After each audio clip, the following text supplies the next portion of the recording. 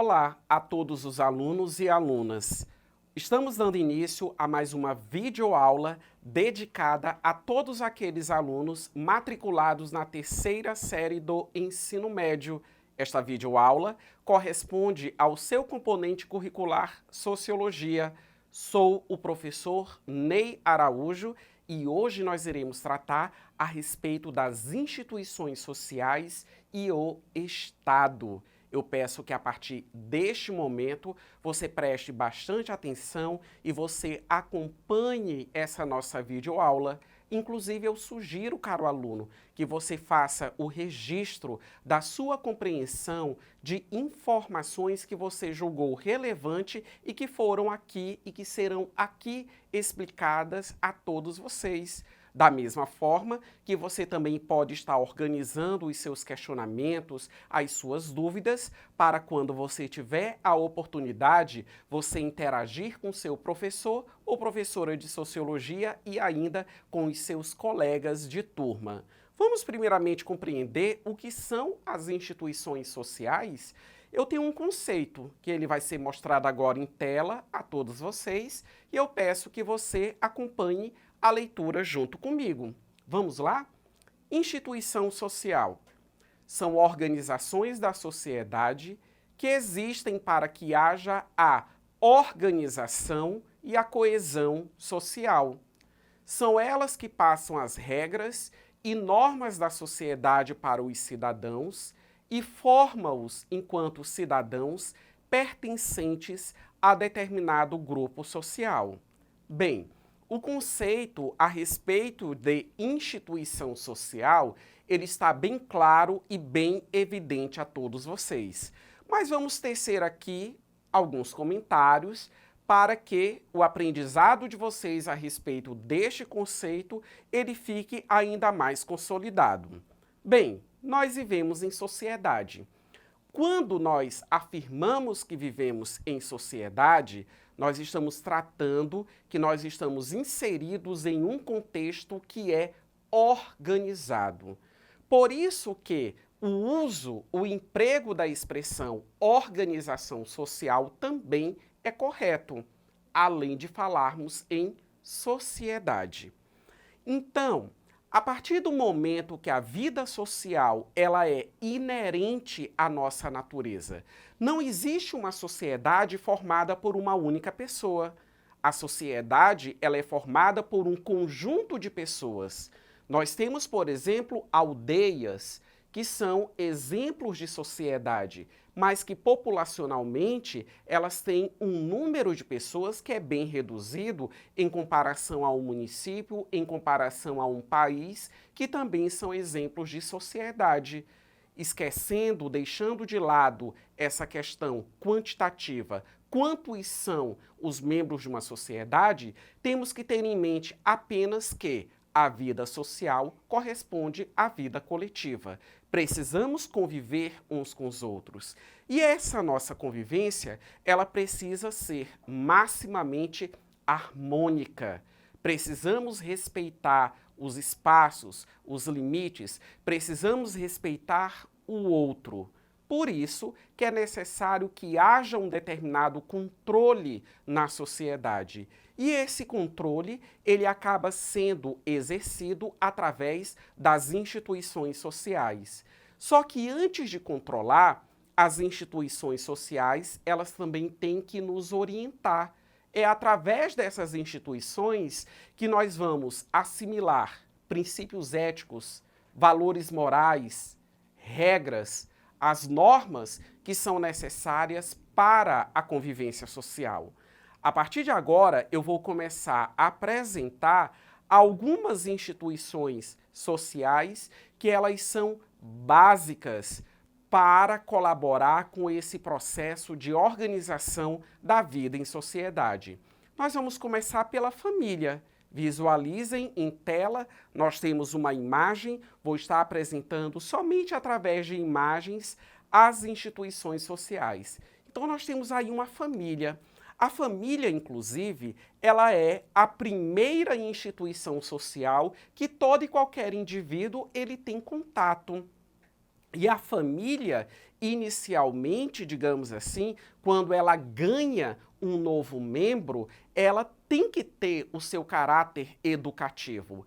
A educação inicial em relação a condutas de respeito, a valores, a princípios morais, eles devem ser aprendidos na convivência familiar, porque é na própria convivência familiar que eu começo a lidar com outras pessoas, é dentro da convivência familiar que eu começo a lidar com indivíduos, com pessoas que têm opiniões, que têm posturas diferentes da minha, para depois ter contato com uma realidade ainda maior, conhecendo outros indivíduos com também opiniões diferenciadas, posturas e comportamentos distintos do meu e distintos da minha família, né? Então, a minha família, a nossa família, cada família cumpre com esse papel absolutamente fundamental em um primeiro momento, né? E que cabe à família esse ato de educar e de disciplinar os seus membros. Vamos avançar, temos mais uma imagem e nós temos justamente o quê? Uma imagem que reflete uma sala de aula. Então estamos tratando a respeito do quê? A respeito da escola. A escola que é uma instituição social educadora. Na escola, nós aprendemos o quê? Nós aprendemos os conteúdos. É na escola que nós vamos aprender o português, que nós vamos aprender a matemática, que nós vamos aprender a sociologia, o espanhol, dentre outros conteúdos. E a escola, sem sombra de dúvidas, ela também contribui nesse processo de regramento da vida social. Na escola, nós também temos esse aprendizado de como conviver uns com os outros em sociedade. E uma observação bastante interessante. Agora há pouco nós tratávamos da instituição familiar. A escola, ela não substitui a educação da família. A educação da família é uma, o papel da família tem que ser cumprido e, no ato de educar, a escola tem uma outra finalidade, uma outra responsabilidade. A família, ela não pode transferir a sua obrigação para o espaço escolar. Vamos a mais uma instituição, que é qual? Visualizem a imagem, a igreja. Temos aí o desenho, a figura de uma igreja. Quer queira, quer não, a igreja, ela nos repassa muitos valores.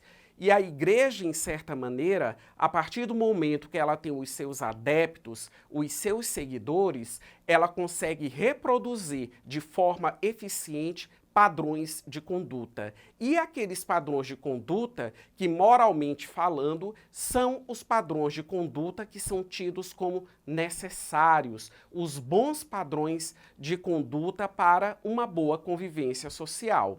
Avançando, nós temos também, institucionalmente falando, a ideia do trabalho. Ou seja, todos nós precisamos trabalhar. Se você não trabalha, mas em um determinado momento da sua vida, você precisa trabalhar. E para que você possa trabalhar, você precisa de qualificação. Essa qualificação você já recebeu lá atrás no âmbito escolar, quando você estava sendo educado com os diferentes conteúdos que você aprendeu e que futuramente você vai aprimorar essa sua educação, essa sua qualificação, ingressando numa instituição de ensino superior. Então observem, a educação institucionalizada, ela afeta nas nossas condições de trabalho. Quais são as oportunidades de emprego, de trabalho que são oferecidas? Eu consigo atender esses pré-requisitos? Então o trabalho, ele é presente em toda a história da humanidade. E por fim, nós temos aí a nossa última imagem se reportando ao Estado. Dentre todas as instituições sociais, tendo em vista que eu também posso citar outras, os partidos políticos, os sindicatos, os meios de comunicação, as associações, dentre outros, são exemplos também de instituições sociais. Mas o Estado é a instituição social soberana.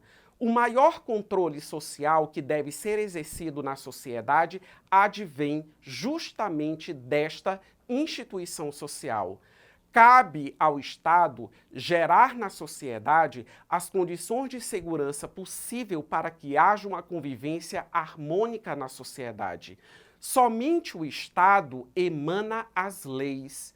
As outras instituições sociais, elas sim têm a capacidade de estabelecer regras para orientar os seus pares, conforme eu mencionei anteriormente a todos vocês. Mas a lei propriamente dita, que nos autoriza ou nos desautoriza a ter uma determinada conduta, somente o Estado tem essa capacidade e somente o Estado possui essa atribuição. Agora, com base no nosso aprendizado, tem uma questãozinha bem simples a todos vocês. Chegou o momento do nosso exercitando. De olho na tela e acompanhe a leitura do enunciado e também das possibilidades de resposta. Vamos lá. Leia o texto a seguir. Porque enquanto cada homem detiver seu direito de fazer tudo quanto queira, todos os homens se encontrarão numa condição de guerra. Fragmento esse retirado da obra Leviatã, de Thomas Hobbes.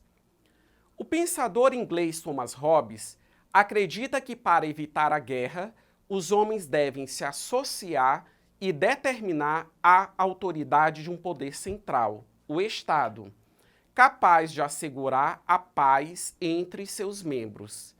Essa autoridade precisa, alternativa A, construir um ambiente de diálogo. Alternativa B, garantir os desejos individuais. Alternativa C, instituir o estado de natureza. Alternativa D, limitar as liberdades individuais. Ou seja, a questão simplesmente ela está ponderando o seguinte: se as pessoas elas são plenamente livres para elas fazerem o que querem, ou seja, livre no sentido real da palavra. Posso fazer o que eu quero, posso falar o que eu quero. A partir do momento que essa situação existe, chegará um momento que as pessoas elas irão entrar em conflito entre si, gerando uma situação de guerra, gerando uma situação de conflito permanente, gerando uma situação não agradável de se conviver uns com os outros. Então a pergunta é: o que é necessário para que o Estado ele venha a surgir, para que o poder ele seja centralizado? Com base nas explicações e seguindo a linha de raciocínio do pensamento do teórico Thomas Hobbes, vamos visualizar em tela qual a alternativa correta? Está expressa na letra D, limitar as liberdades individuais. Então parem para analisar. Hoje, nós não somos plenamente livres no sentido literal da palavra. A nossa liberdade, ela é uma liberdade civil. Ela é uma liberdade prevista em lei. Como eu citei anteriormente, as leis, elas limitam o nosso comportamento. E as leis, elas determinam o que eu estou autorizado a fazer e o que eu estou desautorizado a fazer. Eu não posso agir de qualquer maneira, eu não posso agir de qualquer forma. Então essa limitação, ela é absolutamente necessária para que o Estado ele possa instituir uma autoridade e um poder central e, acima de tudo, comum a todos os membros da sociedade. Tenho certeza que as informações ficaram muito bem claras a todos vocês. O meu forte abraço e não deixe de acessar a plataforma eduque.ac.